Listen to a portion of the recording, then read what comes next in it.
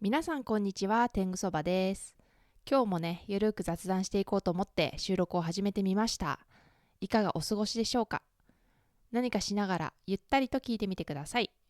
またね、何か思うことがあったら、ぜひぜひ気軽にコメント欄に書いてくれるととっても嬉しいです。どうぞよろしくお願いいたします。ということで、今日も雑談を始めていこうと思っています。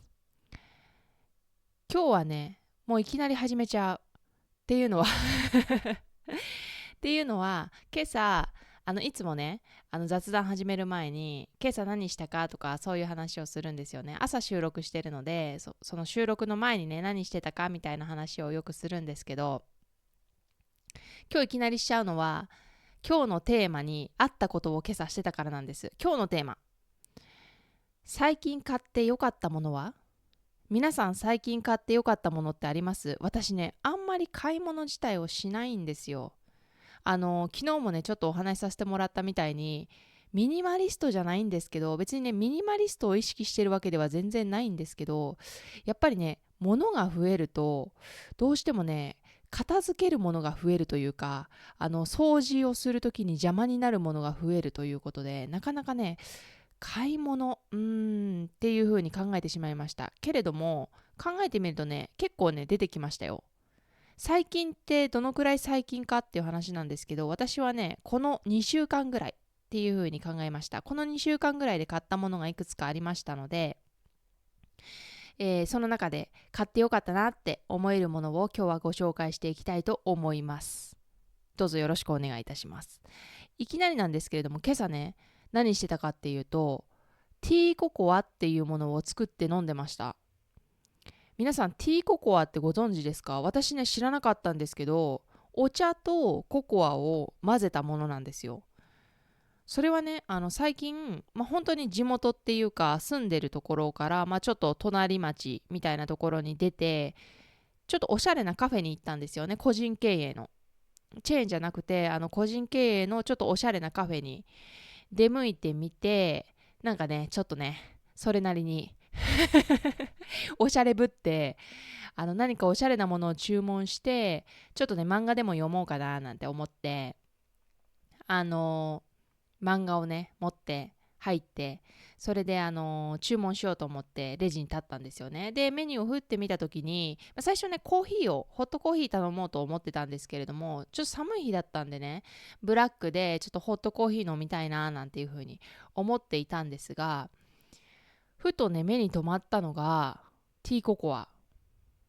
ティーココアってなんだろうと思って、これ一時期流行ったかなんかなんですか？ちょっと知らないんですけど、ごめんなさい、疎くてね。あの、知らなくって、で、そこの、なんていうんですか、メニューの、こう、ティーココアって書いてある、その下のところに、こう、小さい文字で説明みたいなのが書いてあるんじゃないですか。そこに、アールグレイティー、煮出したアールグレイティーとココアを合わせたソイラテです、みたいなことが書いてあって、忙しいですね。アールグレイ、ココア、ソイっていう感じで、結構いろんなものが混ざった飲み物だっていうことが分かって、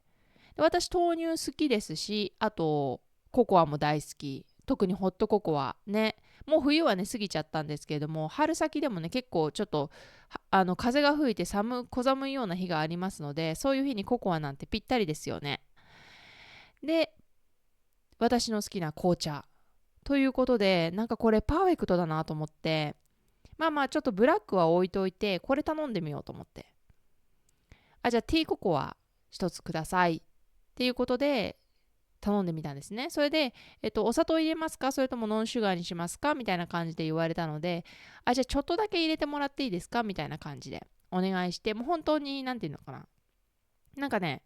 お店の方が言うにはココアの苦味が結構引き立ってるような感じだから、苦さがちょっと苦手な方は少しでもお砂糖をね入れておくとそれが和らぎますよみたいなことをおっしゃってたので、じゃあそういう風にしてくださいっていう風にして、ほんのちょっとお砂糖を入れるみたいな形で注文をしました。そしたらさそしたらさってなんか近所のおばさんみたいな話し方しちゃったんですけど、ね、近所におばさんのお友達いないんですけれども、すいません、お友達あんまりちょっと少ないんですけれどもそしたらさ、めちゃくちゃ美味しいんですよ。これがすごく美味しいんです。なんかね、不思議な味。ココアを飲んでるんだけど、後からアールグレイがちょっと待ってくれって追いかけてくる感じ。いや、最初にね、存在感ある程度あるのよ。その香りの時点では、アールグレイの香りも確かにするなって思うんです。で、アールグレイいるんだなって思って飲むんだけど、ココアなの、普通に。だから、なんだ、ココアなんじゃんって思ったら、待ってくれって、こう、ちょっとなんかツッコミみたいな感じで後からちょっとうわってくるのがアールグレイの香り。これハマっちゃって、もうおかわりしちゃいました。別におかわり制度ないんですけど、そこのカフェはもう一杯ね、美味しくて頼んで、それでカフェの方もすごい実はこれおすすめなんです、もう下手したらコーヒーよりおすすめなメニューなんですよみたいなことを言ってもらって、そうなんですかっていうことで、なんか冬はすごく人気で、もう数量が限定になってしまうくらい、ココアがもうその日でなくなってしまうくらいティーココアの注文が入るんだそうです。すごくね美味しいということで、私もこのティーココアをまずねカフェで飲んで、これがいい買い物だったっていうのにプラス、家でもね作れるようにしちゃおうと思って、アールグレイの茶葉はあったんです、お家に。なのでココアを買おうと思って富澤商店さんでココアパウダーを買いました。結構ガチなやつです。なんか製菓用のお菓子作る用の結構ガチなやつを1キロパックみたいなやつを思い切って買っちゃいました。もうね、だってね絶対美味しいんだもんあれ。でね、これ家で作れるって思いました。別にカフェの方をディスってるわけではなくて、なんか飲んでた時にこれすごいシンプルだなって思って、これお家でも作れる、再現できるなって思ったんで、もう思い切ってココア1キロパックを買っちゃいました。お砂糖とかこうなんでしょう、スキムミルクみたいなのが混ざっているようなこうココアパウダーではなくて、なんていうのかな、完全にカカオ100%みたいなカカオパウダーですね。だからココアパウダーじゃなくてカカオパウダーを、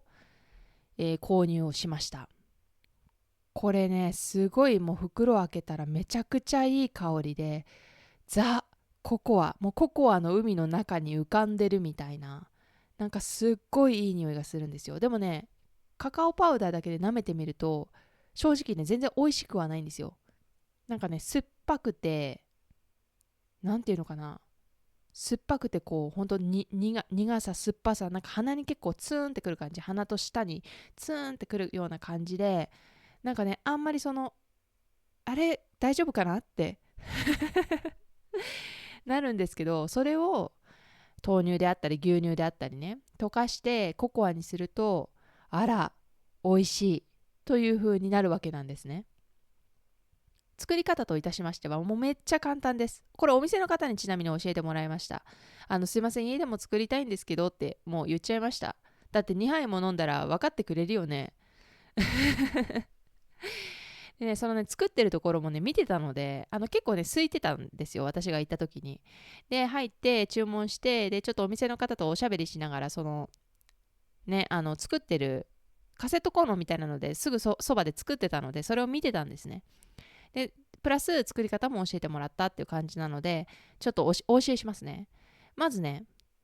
普通に1杯分の、ティーココアを作るとしたら、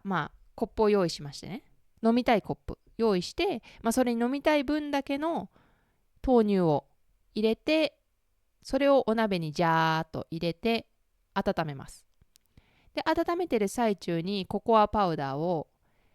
そのカップのサイズにもちろんよる、豆乳の量によるんですけれども、だいたい大さじ1、結構贅沢に大さじ1で、私はちょっと濃いめが好きなのでちょっと盛り上がったぐらい入れちゃいました。すり切れ1杯じゃなくて結構盛り上がって1杯なんですけど、カフェの方はすり切れで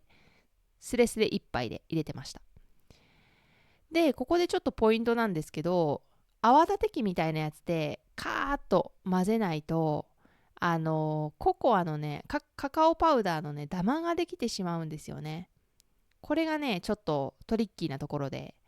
もし持っていたらなんですけども、泡立て器で。もし持っていなかったらね、フォークで、スプーンではなくてね、フォークでカーってお鍋の中で混ぜてみてください。そうするとね、こう、カカオパウダーがうまく散りますので。で、そこに、アールグレイの茶葉。私はこうティーバッグに入ったようなものを持っていますので、ティーバッグからこう封を切ってですね、中から茶葉を出しましょう。で、ザラザラザラって出して入れちゃう。それも普通に1杯分ですよね。ティーカップ1杯分なので、まあ1袋分を入れて、またガーって混ぜます。そこから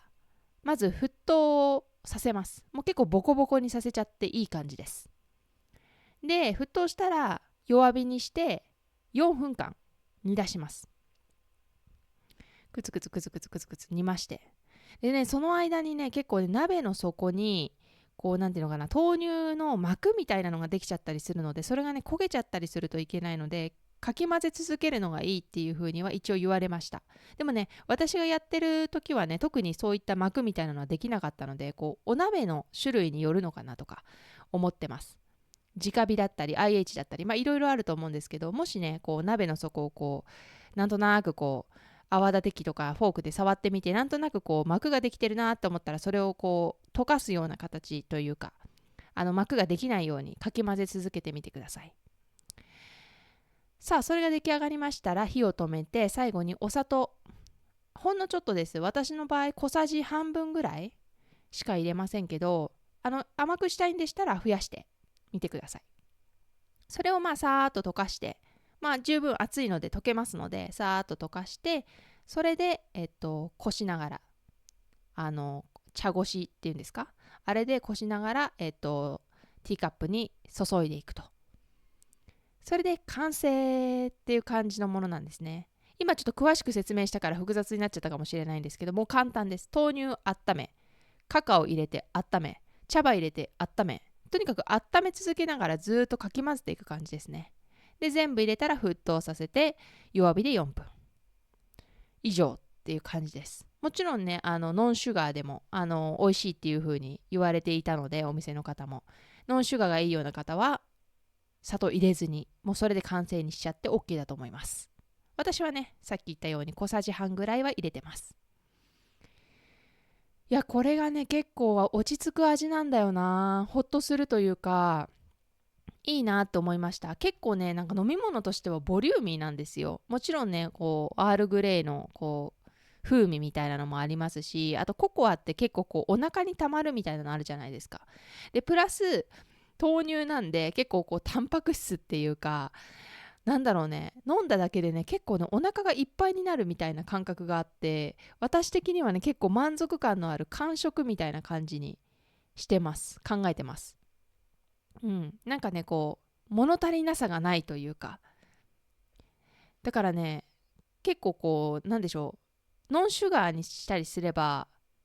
なんかダイエット中の間食にもいいんじゃないかなっていうふうに思います。だって、カロリーね、ココアとカカオパウダーとアールグレイってなったら、まあカカオパウダーにはちょっとあるかもしれないですけど、ほとんどでしょ、アールグレイなんてって思いますよね。で、ココアの中にはポリフェノール入ってますし、で、プラス豆乳だったらタンパク質も豊富ですしっていうことで、ね、イソフラボンとかね、結構ね、いいんじゃないかなっていうふうに思いますので、ぜひぜひお試しください。まあ、ダイエットとかじゃなくても、普通に飲んでも美味しいと思いますので、私も別にダイエットのつもりではなく、砂糖も全然入れてるし、普通にね、美味しく飲んでます。なんかね、ちょっとこれがあるだけで、ちょっとなんかこう、生活が豊かになるというか、こう、いい気分になりますね。うん、これが間食であるんだな、ちょっと今から頑張ろうみたいな。で、ご褒美にこれを飲むみたいな、ちょっとね、特別なココアでもなく、紅茶でもないみたいな、なんかちょっと不思議なね、飲み物です。ぜひお試しください。ということで、最近買ってよかったものが、最近は、カフェで飲んだティーココアと、富澤商店さんのカカオパウダーでした。過去1キロ。1キロ使い切るほどティーココア飲めるのかって思うけど、なんかね、飽きない気がするんだよね、これは。飽きずに1キロを使い終えるまで飲む気がしますね。アイスにしたら美味しいのかな、どうなんだろう。ちょっとね、夏も試してみたいなって思ってます。はい。ではですね、2つ目お話いきたいなと思ってます。2つ目、最近買ってよかったものは、天狗そば。なんとね、たい焼きを作る用のフライパンを買いました。イエーイだってたい焼きが家で食べたいんだもん、好きなだけ。ねえ。これはさっきのティーココアとは真逆のきっかけなんですよ。なんか、ちょっとね、市役所に用事があって、行って、で、帰り道に、歩いてたんです。ちょっと長距離を歩いてたんですよね。そしたら、屋台っていうかフードトラックみたいなのが止まってて、そこでこう、たこ焼き、たい焼き、あと、なんだったっけな、たこ焼き、たい焼き、もう一個なんか売ってたんだよな。なんだっけ、大判焼き、焼きそばかな。そういった軽食みたいなのを売ってるところがあったんですね。で、そこ結構評判がいいんですよ。なんかあそこのたこ焼き美味しいよ美味しいよって言われてたから、じゃあなんか買ってみようかなと思って買おうと思って。で、そしたらなんかね、たこ焼きを今作ってますと。で、結構行列っていうか、列ができてて、たこ焼き作ってますって言って、作るのに今から20分かかると。で、私今まで歩いてきてたし、これからも歩かなきゃいけないので、20分間立ちで屋台の前で待ってるっていうのがちょっとね、嫌だったんですよね。だから、そうかってなった時に、たい焼きだったら、待たなくていいって、もうできてるからって言われて、じゃあたい焼きにしますって言ったんですよ。じゃあたい焼きのお客さんこちらどうぞみたいな、優先的にどうぞみたいな。で、皆さんたこ焼きを待ってらしたので、たい焼きを買おうとしてるのは私ともう一人ぐらいだったんですよね。で、じゃあたい焼きにしますと。で、あんこ一つと、あとカスタード一つと、その二つかな。そうそう、チーズっていうのがあった。クリームチーズっていうのがあって美味しそうだったんですけどね、それはちょっと品切れでした。なので、あんことカスタードを買ったんですよ。で、買ったんだけど、帰り道にね、食べながら歩いたんだけど、中身が少ない。いや、たい焼きって、なんていうのかな、美味しくないたい焼きってないと思ってたんですよ。なんかさ、たこ焼きと一緒でさ、たこ焼きだってさ、なんだかんだ言ってソースとたこ焼きか、たこ焼きじゃない、ごめん。ソースとマヨネーズかけちゃえば、ある程度は美味しくなる。すっごくまずいたこ焼きなんてなかなかないじゃないですか。たい焼きも中に美味しいもの入ってるんだし、たい焼きの形してれば、ある程度のもの、ほとんどのものは美味しいだろうと思ってたんですけど、そこのたい焼きはですね、なんか生地がね、ちょっとなんていうのかな、酸っぱい味がするっていうか、たい焼きの生地自体に砂糖が多分入ってないんですよ。なので本当に中身中身中身があってこその外の皮の部分みたいな。だから本当におかずなしで白米だけ味ないのに食べてるみたいなような状態で、なんていうかこう、あんこがほんのちょぴっとしか入ってなくって、もうね、胸の部分くらい、胸の部分くらいに、なんかスプーン一杯分ぐらいのあんこが入ってるだけで、あと全部生地だったんですよ。だからとにかく生地を食べ続けるみたいな感じになって、喉もめっちゃ乾くし、歩いてる最中に味のないものをずっと食べてて、なんかね、自分の中ですごい、この買い物違うって思ったんですよ。しまったと思って、たこ焼きにしとけばよかった20分待ってたこ焼きにするか、あるいはたい焼きを買わずにそのまま通り過ぎるかすればよかったなっていう感じになってしまったんですね。なので、ちょっとね、これは悔しいな、これで終わるのは悔しいなと思って、でもかといってそのお店にね、おいどういうことだってね、そんな言いに行くわけありませんよ。それはね、お店のやり方ですから、お店がたい焼きでいいんだったら、もうそれでよしとしないと。ね、買った私の判断ですから。というわけで、自分で作ってみようかと思い立ったわけなんです。で、昔ね、私大学生の時にやってる時に、実はね、たい焼きの用のフライパンを持ってたんですね。で、それは直火用だったんです。で、実家にね、置いてきちゃったので、今手元になかったんですけど、あれをもう一回手に入れようと思って、Amazon で検索してみました。で、ちょっとね、今ね、アパートが IH なので、IH 用のたい焼きフライパンを検索してみました。でね、いくつかヒットしたんですけれども、やっぱり IH だと火の通り方がまばらだということで、まあだったらカセットコンロ持ってるから、やっぱり直火用を買いましょう。ということで、もう本当にね、実家にあるのとほぼほぼ同じようなやつを、もう一つ、このアパート用に買って、たい焼きを作りましたら、はみ出ました。相当中身欲しかったんだね。あの、お店でね、食べた時に、中身がない、中身が少ないっていう思いがすごい込められちゃったのかわからないんですけど、あんこがめちゃくちゃはみ出るぐらい入れてやりました。もうね、たい焼きを見た時にね、たい焼きがね、黒いの。わかる？中のあんこがもう透けて多すぎちゃって、生地が薄すぎちゃって、中のあんこが透けて見えるぐらいのたい焼きを作ってやりました。美味しかったです。なんだろう、中身が好きなのかな、私。中身がいっぱいあるやつが好きなのかなって思うんですけど、あんこもね、手作りしましたよ。うん、した。圧力鍋がありますので、それで、小豆をね、煮れば、簡単に10分ぐらいで煮ちゃえるんじゃなかったかな、確か。15分ぐらい。うん、もうすぐですよ。なんかね、多分ね、普通に圧力鍋なしでやると、ほぼ1日に弱火で煮るとか、なんかそんな感じなんですけど、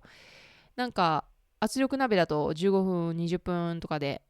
パッとできちゃいます。で、それを蓋開けて、こう砂糖を入れて、ザラメをね、入れて、お塩を入れて、こう練り練り練り練りやってると水分が蒸発して、だんだんこうコテッとしたような、最初サラサラしてるんですけど、コテッとした皆さんの知ってるあんこが出来上がるわけです。さすがにね、こしあんにしようとは思わなかったです。手間がすごいもん。もうこしてこしてこしてでしょ。私ね、粒あんでもこしあんでも全然、もうどちらでもウェルカムな人なので、全然その2つを対立させようと思ってないですので、あの、粒あんのままですね、入れました。たい焼きをね、作る方法としてはね、結構ね、コツがいるんですよ。こう、パカって蓋が、なんていうのかな。こう上から見ると四角くなってて、2つのたい焼きがこう入れ違いに並んでるような状態なんです。で、蓋をこうパカって開けて、ホットサンドの要領ですよね。で、焼くんですけど、ちょっとコツがいるんですよ。最初ね、あんまり空炊きしちゃいけないんですけど、両面をね、きちんと温めとくのが結構コツなんですよ。うん。両面を先に温めとく。で、油をうっすら塗って、ハケみたいなやつで、シリコンの。それで、ホットケーキミックスみたいなので作った生地を、こう、垂らすというよりは、表面に塗るみたいな感じでつけます。そうしないとね、垂らしちゃうとね、本当にカステラの塊みたいなのができちゃうんですよ。中に入れるための空間ができないの。だからこう受け皿みたいに、たい焼きの形で受け皿みたいになってるところをこう全て生地で埋めてしまうのではなくって、お皿みたいになるようにうまく、表面に塗っていきます。どうやってやるかっていうと、スプーンでこうちょっとこうスプーンのね、この背のところでこうグーって押すみたいな感じにして、表面にこうじゅわーってつけていくんですね。そうするとこうたい焼きの中が空洞みたいになります。そこのところにポコってあんこなり、カスタード、私ちょっと今回カスタードは作ってないんですけど、中身になるものをポンと置いて、でここからがポイント。ここからがちょっと難しいんですよ。説明書にはその上に生地を垂らして上から蓋を閉めるって言ってるんですけど、それやっちゃうと上から蓋閉める前に生地がバーって流れて、カセットコンロにジャバージュワジュワジュワジュワジュワジュワ掃除がめっちゃ大変ってなっちゃうので、ここからちょっとポイントで、もともと温めておいたって言ったじゃないですか。もともと温めておいた蓋の部分にも油をうっすら塗って、ちょっと生地をつけとくんですよ。そうするとね、すごく上手にできる。ここでね、蓋の部分を温めておかないと、生地を塗ってもじゅわってこうつかないので、生地が全部流れてきちゃうんですよ。で、蓋になってるので、こう垂直状態になってるので、全部下にまたジャバジャバジャバって落ちちゃうので、こうじゅわってスプーンの背でつけた時に、ちゃんとフライパン部分にひっつくように。それで蓋して、ひっくり返して、またひっくり返してってやってると、あら、たい焼きが出来上がるというわけなんです。これね、ちょっとね、ラジオっていうかこの音声で説明するとなかなか難しい。みんなに伝わったかな？ちょっと退屈しなかった？大丈夫？なんかね、これね、見せながらね、説明したら多分、あ、そういうことなのかっていうことでわかるっていうか、簡単になんて伝わると思うんですけど、なかなか難しいですね。こうやって説明すると。まあ、とにかくね、たい焼きが思った通りにできたのが嬉しかったです。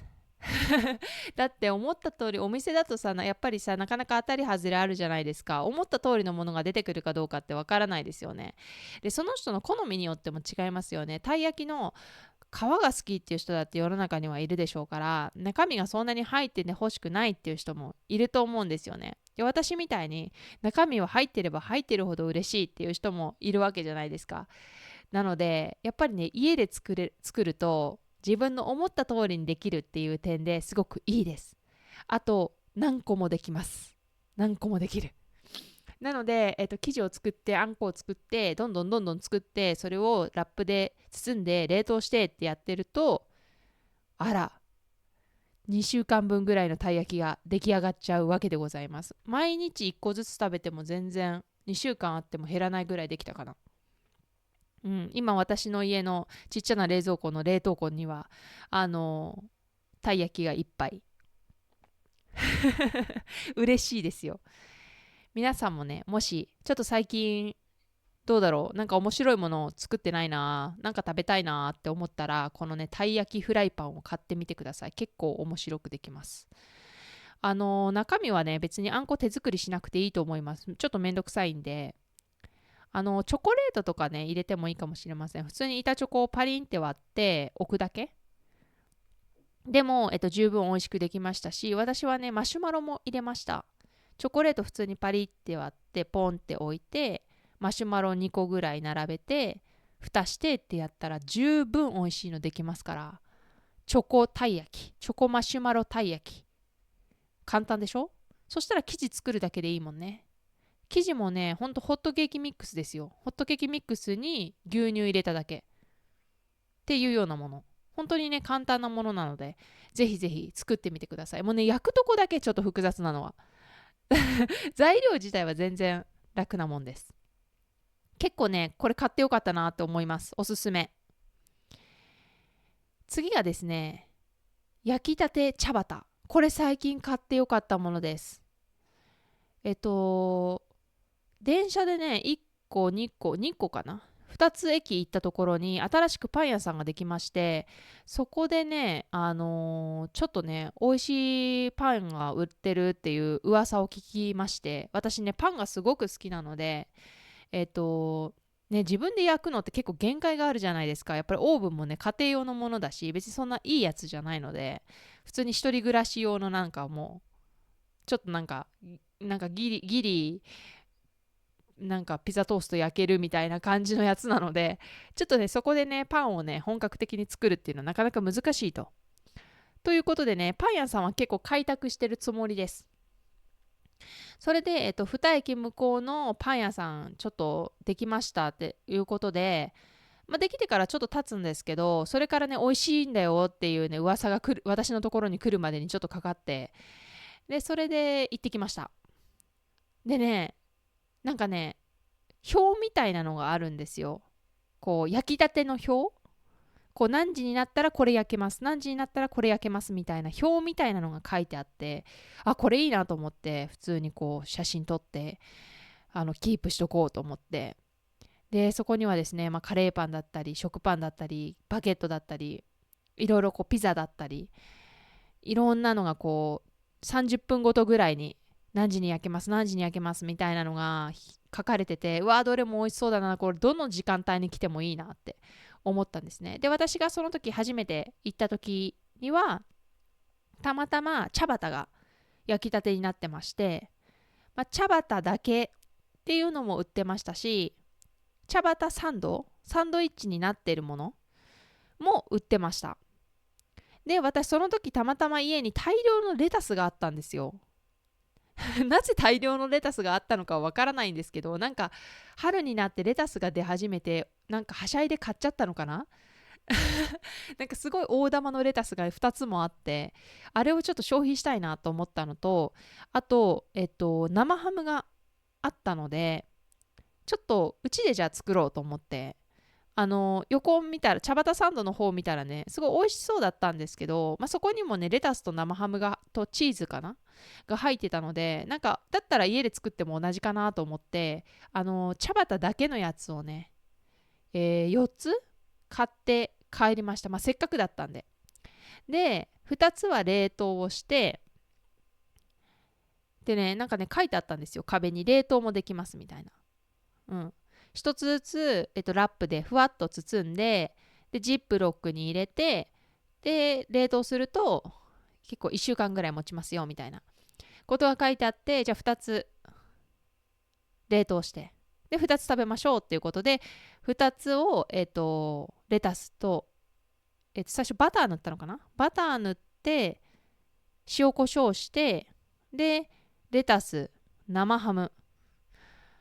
チーズは乗せてなかったかな、なかったと思います、うちには。で、マヨネーズをバーってかけて食べました。めっちゃ美味しかったです。ごめん、声が大きかった。音が割れたかもしんないね。なんかね、配信が楽しくてね、もう喋ってるとどんどんどんどん声が大きくなっていっちゃうんだよね。一応私もチェックして、後で編集して直してるんですけど、あまりにもね、声が大きくて音が割れるとね、編集できない時があるんだよね。ごめんなさいね。ちょっとちゃんと落ち着いた声で喋ります。そう、それで、めちゃくちゃ美味しくてですね、いやー、茶畑いいなーと思って、なんかね、噛み心地が好きなんですよね、茶畑って。こう外見はねバケットみたいな感じなんだけど、バケットみたい、フランスパンみたいにこうスカスカはしてるんだけど、こうパリッとしてるというよりはもちっとしてる感じなんですよ。水分が多い感じ。私もねドイツに住んでたことがあるんですけど、ドイツはね隣がイタリアなんで、結構ねイタリア人の方がこう移住してイタリアのパンのお店とかピザのお店を開いていることが多いんですけど、茶畑のお店いっぱいあったんですよね。茶畑売られているパン屋さんが、イタリア人の方が経営されててね。でそれで本格的な茶畑をね食べたことがあるんですけど、やっぱりねすごいねもちもちしてる、中が。なんでこんなにもちもちしてるんだろうっていうぐらいもちもちしてる。なのでね、ちょっとフランスパンとは違う、こう外見っていうか、こう見た目的にはこうバリバリしてる感じで同じなんですけど、中をね食べてみると、こうなんかこうフランスパンって何かをこう吸い取りそうじゃないですか。水をつけたらギューって吸い取りそうじゃないですか。茶畑はなんか跳ね返しそうな感じ。なんかもうここいっぱいですよみたいな。もう入れませんよみたいなぐらい、なんていうのかな、ほんともっちり芳醇な小麦の香りと、なんか本当にね水分が多い感じです。材料をね調べてみたらね、別にね油分は入ってないみたいなんです、そこまで。バターも入ってないし、だからね本当に水分が豊富に残ってるようなパンなのかななんていう風に勝手にですけど、別にパン全然作ったことないし詳しくないからあれなんだけど、すごくとにかくもちもちしてて、なんかこう水分量が多いような感じがします。そこの私が行ったねお店も 2駅向こうのお店もですね、とっても美味しい茶畑で、またねイタリアの本格的なのとはまたちょっと違って、なんでしょう、顎に優しいというか、パリッとはしてるんですけど、それもちょうどいいというか、すごくね、こう日本人の方が好みそうな優しい茶畑みたいな感じでした。もう顎が疲れて外れそうみたいな感じの茶畑がね、ドイツには売ってましたからなかなかね、それもね、違うと思うんですけどね。やっぱりね、本場に似せたからいいというわけではないと思うんですよね。うん、きっと改良されてね、日本の方でも美味しく感じられるような茶畑を追求されたんだと思うんですけど、すごくね、美味しくて、最高でした。買ってよかったなって思いました。またね、ぜひね、行って買ってみたいなと思うし、ちょっとね、茶畑の時間じゃなくて別の時間にも行ってみたいなって思ってます。結構気になるパンがね、いくつかありますので、焼きたてを狙って行ってみたいなというふうに思ってます。皆さん結構パンとか好きですか？お近くのパン屋さんとかって開拓します？パン屋さんってほんと全国的にあるから面白いよね。北海道、私がね、行った時に、こう旅行とかで行った時に、こうパン屋さんが多いなーっていうイメージだったのが、やっぱり北海道、神戸、香川でした。すごいたくさん行ったわけじゃないんですけど、大学生の時にすごいバックパックしまくってて、日本いろんな場所行きました。その時はね、やっぱりね、パン屋さんほんと多いなって思ったのは、ほんと北海道、北海道多くて、香川県高松市多くて、あと神戸、すごい多かった。そこら中にあった。しかもね、どこに入っても美味しいっていう感じでしたね。うん。他にもね、パン屋さん多いですよっていう場所、もしよかったら教えてください。私ね、パン屋さん巡り結構好きなんですよ。旅先でね、いろんなパン屋さん行ってパン食べ尽くすというか、食べ比べるみたいなのはとっても好きです。特にハードパンが好きとか、こういうドイツパンが好きとか、イタリアとか、特にね、好みは自分では決めてなくて、本当にどんなパンでもウェルカム。なんかね、田舎風パンとか、ちょっと昭和のパン屋さんみたいなのもすごく好きですよ。なんかクリームパンとかさ、アンパンマンパンとか、そういうのが売ってたりとかするお店とかも大好きです。うん。いいですよね、パン屋さん。なんか入って、トレイを持ってトングをカチカチカチってするだけで心が満たされるというか、私はね、パンとっても好きなので、なんかちょっとしたパワースポットみたいな感じで行ってます。今住んでるところはね、別にパン屋さんが特に多いような地域ではないんですよ。なのでやっぱり旅先で開拓することが多いですかね。今の住んでるところってなると、やっぱりおなじみのっていう感じに、同じ感じのところ、常連さんみたいな感じで行ってます。はい。今どれぐらい喋ったんだろう。ちょっと待ってね。あ、思ったより喋ってなかった。よかった。だってまだあるから。ドヤ顔でまだあるって言ってるんですけど。さあさあ、次はですね、何買ったかっていうか、最近買ってよかったものがですね、映画の DVD。ここに用意してます。ちょっと待って。よいしょ。映画の DVD をですね、4本買いました。4本分。DVD なんて買うのって今の子は言うかもしれないですね。ネットフリックスでしょ、アマゾンプライムでしょってね。私はね、DVD を買って DVD をドライブで回して見るのがすっごく好きなんです。なんでって聞かれると、なぜかはわからないんですよ。こっちの方が割高だし、物も多くなるし、かさばるし、絶対ネットフリックスとかのがいいって分かってるんだけど、私はね、絶対これなんですよ。今ちなみに今というか最近買ったその4本がですね、まずパターソン、ジム・ジャームッシュさんが監督脚本されてるパターソンっていうアダム・ドライバーが主演の映画ですね。毎日が新しいっていうキャッチフレーズ。もう一つがアニー・ホール。これがいい映画なんだ。ウディ・アレンとダイアン・キートン。もうね、ね、いい。買ってよかった。もうね、何度も見たことがある映画なんですよ。今までレンタルしたりとか、昔これ DVD 持ってたし、私ね、DVD をね、定期的にね、断捨離しちゃうんですよね。なんかね、一回離れたくなるんですよ。大好きな映画だからこそ一回離れたくなって、それでもう一回買うっていうことをします。本当によくします、それは。でアニーホールはそれですね、まさに。2014年ぐらいに持ってて、もう本当に毎日毎日 DVD 回してて、アニーホールの場合は断捨離したんじゃなくって、多分ね、回しすぎて壊れた。なんかね、途中で止まっちゃうようになっちゃって、それでちょっと廃棄しちゃったんですけれども、2本目のアニーホールです。ウディ・アレン監督の映画ですね。3本目が Life The Secret Life of Walter Mitty というのが元々のタイトルなんですけども、日本のタイトルでは Life というものです。ベン・スティーラーさんが、主演も務めて監督も脚本もやってるんじゃなかったかな。人生を変える冒険が始まるみたいな感じで、こう冴えないねサラリーマン、ごめんなさい、冴えないサラリーマンのベン・スティーラー演じる主人公がですね、なんかこう恋をきっかけに、あるいは恋だけじゃないかもしれないけど、こうちょっと昔からのこうなんだろう、夢だったりとか、叶えられなかった夢だったりとか、後悔だったりとか、そういったものをちょっとこう引き継ぎながら生活してたんだけれども、こうある時に、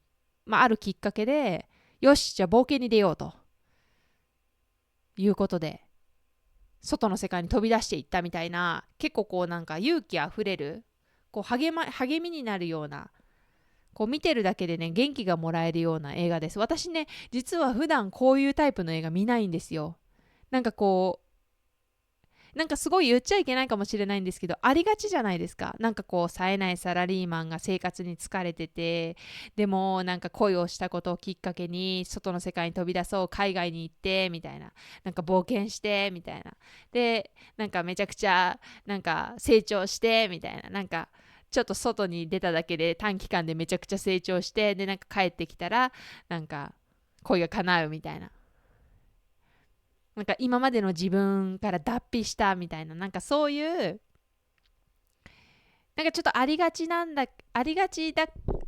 だから私はだったら普段見てないんですけど、このライフっていう映画だけは別格、なんか全然そうじゃないんですよ。本当にありがちなんで、筋書きは。でもうね、ラストもわかるんですよ大体。なのにすごくいい映画で何回も見ちゃう。サウンドトラックもめちゃくちゃいいし、映像もめちゃくちゃいいし、なんていうのかな、とにかくね、私は大好きで、これをね見るたびにこう胸の内側のところがすごく熱くなるというか、いやいいな、映画っていいな、楽しいなってなっちゃいます。で4本目がドラゴンタトゥーの女。待って、なぜかドラゴンタトゥーの女って書いてない、ジャケットに。The Girl with the Dragon Tattoo って書いてあって、なぜか英語ですね、全部。なんでだろう、不思議です。なんかね、特別 DVD ボックスみたいな感じなんですよね。なんでかっていうと、なんでそれを買ったかっていうと、よいしょ、広げてみて、わーすごい、こんな風になってるんだ。実はね、開くの初めてなんです。まだ買ってから見てないんですよね。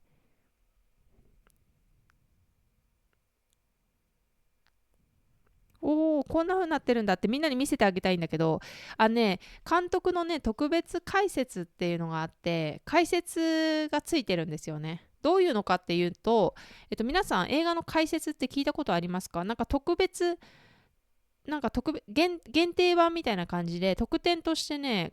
監督の音声解説がついてる場合があって、映画が最初から最後まで普通に流れるんですけど、音声がオフになってて、監督がアフレコでずっと、映画の説明をしてるんですよ。例えばこのシーンはなんかこうこの日は雨で、全然晴れてなくて、なんかこういうところが大変だったとか、なんかすごいみんなでずぶ濡れになりながらやったとか、このシーンのこの猫の死体は実は本物の猫じゃなくてとか、なんかこういう風に作らせて、なんかこう衣装の人たちにお願いしてこういう風に作らせたんだとか、なんかそういう裏話っていうか制作秘話みたいなのをもう延々と聞くことができるっていう、その映画ファンにとってはたまらない特典なんですけれども、それはね値段がね上がったとしても普通の DVD じゃなくて特典、そのね音声解説の特典がついた DVD がどうしても欲しいって思わせてくれるくらいクオリティの高い解説をねしてくれてるようなものです。これがね全ての映画についているわけではなくって、あれ天そばがねたまに目をつぶったままになる。なんでだろう壊れ始めたか、大丈夫か。なんだ、全てのね DVD についているわけではなくって、そういう特典をつけましょうっていう風にね結構こう決められているような、ちょっとこだわりの強い映画、 DVD 制作に多分お金をかけられることができる映画だけついてるっていう感じだと思うんですけど、ドラゴンタトゥーの女はついているということで、わーいと思ってその DVD を買いました。ちなみにこの映画の DVD4 本は全部中古で買いました。うん。ブックオフオンラインさんで。すごい便利。すごい活用してます。安いし、ありがたいことです。というわけでですね、私のお家の棚にはですね、結構映画の DVD あるんですけれども、この4本を新しくお迎えいたしました。今のところ、最初に言った3本は見ていて、一番最後のドラゴンタトゥーの女はまだ見ていません。本編を先に見ようか、監督の音声解説を先に見ようか、ちょっと迷ってます。どっちをね、先に見ても楽しくなるとは思うんですけれども、なかなかね、グロテスクなシーンも多い映画なので、いいなと思った方は見てみるといいんだけど、ちょっと注意を。なかなかハードコアというか、ね、ドル箱映画っていうか、こう、なんていうか、有名な映画なんですけど、みんながみんな見れるような映画ではないかもしれないですね。でも楽しみです。っていう感じで映画4本買ってみましたというお話でした。そして最後になりますけれども、私が最近買ったものの中で良かったものは、紅鮭。紅鮭、紅鮭、紅鮭。紅鮭、北海道産の天然の紅鮭って、私食べるの初めてですよ。本当に。高級品ですよね、めちゃくちゃ。お友達からですね、ちょっとたまたま、商品券みたいなのをもらって、で、よかったら使ってみたいな。ちょっと知り合いからもらったんだけど、ちょっと使い道がないからよかったら使ってみたいな感じで、あるお店でのみ使える、なんか、北海道物産みたいな、物産展、物産展じゃない、物産のものだけがまとめられているサイトみたいなのがあって、そこで使える商品券みたいなのがあって、それをちょっといただいたんですね。それで、ちょっとはみ出るんですけれども、せっかくだから使ってみようと思って、紅鮭を買ってみました。半身っていうんですか、こう、一つの、どのぐらいの大きさかな、腕の半分ぐらい。私のパッて腕伸ばした時の半分ぐらいの長さで半身になっているようなものを冷凍で送られてくるみたいな感じで、何キロって書いてあったかな、2キロとかだったかな、2キロもないか、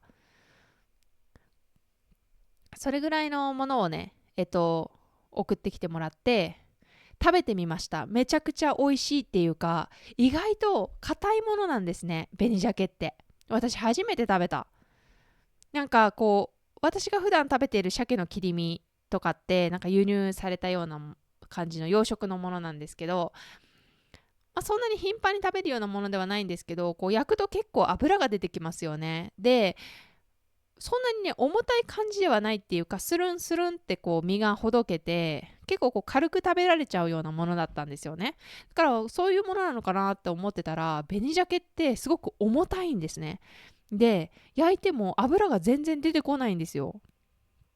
ですごく身が締まっていて、こうなんていうのかな、鮭ってこう層になってるじゃないですか。こうなんていうのかな、1枚2枚ってペロンペロンって簡単にめくれるようになってるはずじゃないですか。それがねめくれないんですよ。だからこうほぐせないの、なかなか。こう切り身で1枚にしてこう切るじゃないですか、自分で包丁でバシって。でそれでグリルで焼いて、で出して食べてみても、こう身がね、こうこう筋肉の層になってる層の通りにほぐれないんです。不思議。なんかね、めちゃくちゃ美味しかった。美味しいっていうかね、初めて食べる味。鮭なのに。鮭って今までさ、たくさん食べてきたはずのものなのに、なんか初めて食べる感覚がありました。美味しかったです。お友達に感謝。そんな商品券をねもらわなかったらね、そんな紅鮭、北海道産の天然紅鮭なんて食べる機会ありませんからね。そんなめちゃくちゃ高級品でしょ。なんかあれですよね、コンビニとかでたまに、わかんない、今やってるのかわかんないけど、コンビニとかでさ、そういうおにぎり売るんじゃないですか。ごめん、話がそういうことなんだけど、私の中の意識で、なんか紅鮭って一匹一尾買うっていうよりはコンビニでおにぎりで売ってるみたいな。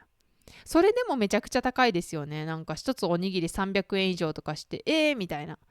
天然紅鮭が入ってるだけでこんなに高くなるみたいな感じの値段だと思うんですけど、それがね、1尾の中半身か食べられるってことは、ちょっと贅沢な気がします。なんか多分最近買ったものの中で最も高いお買い物だったんじゃないかななんて思って、なんかちょっとホクホクしてる。なんかたまにさ、高いもの買うのっていいですよね。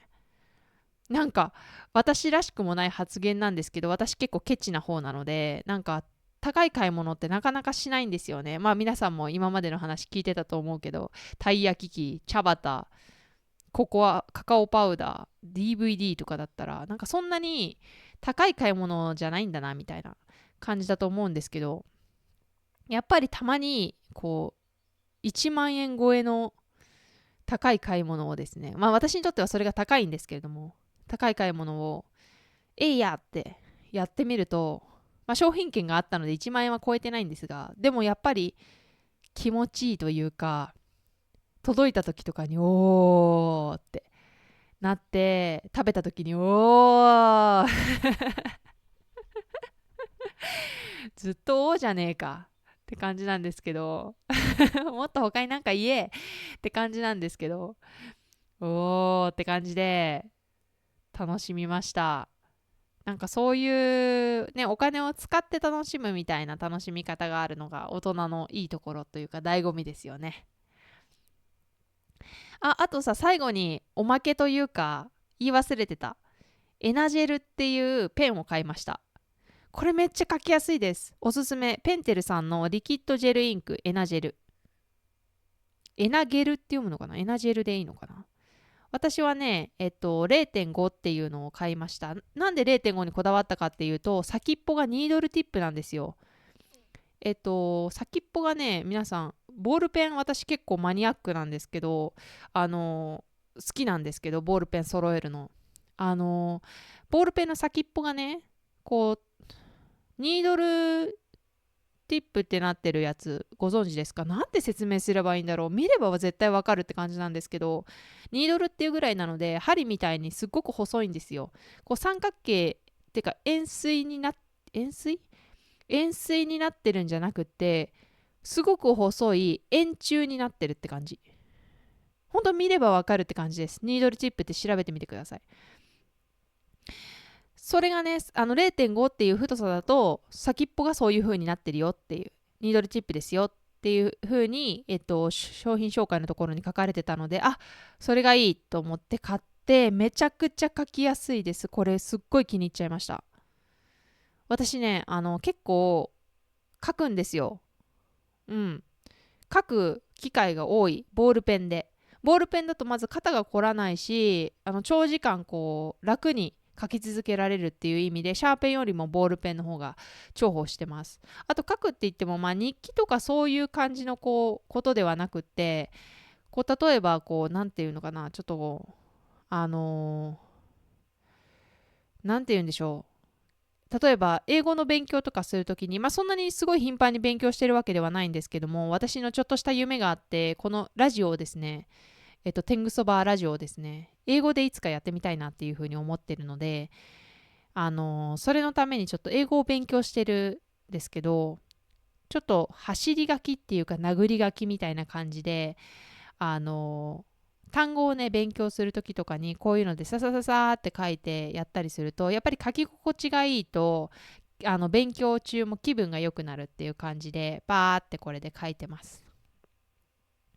ちょっと勉強の効率がこれで良くなるといいななんていう風に願いを込めて買ってみたんですけれども、いい感じです。おすすめエナジェル。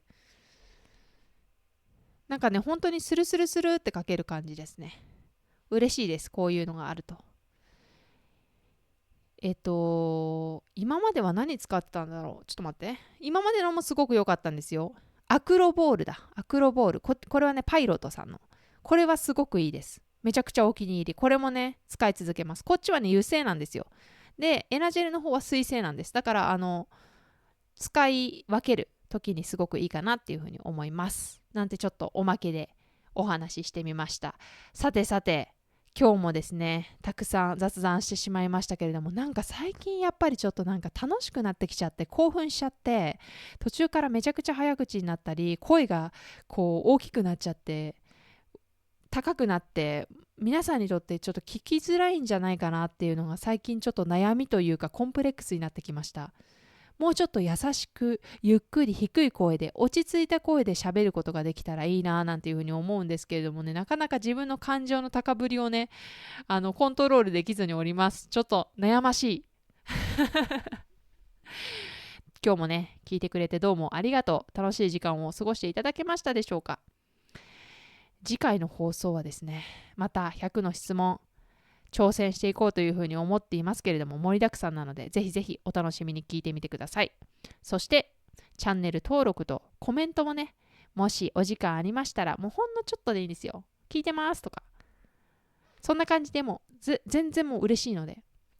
コメントちょろっとくれるととっても喜びます。ということでですね、今回の放送はここまでです。またね、バイバイ。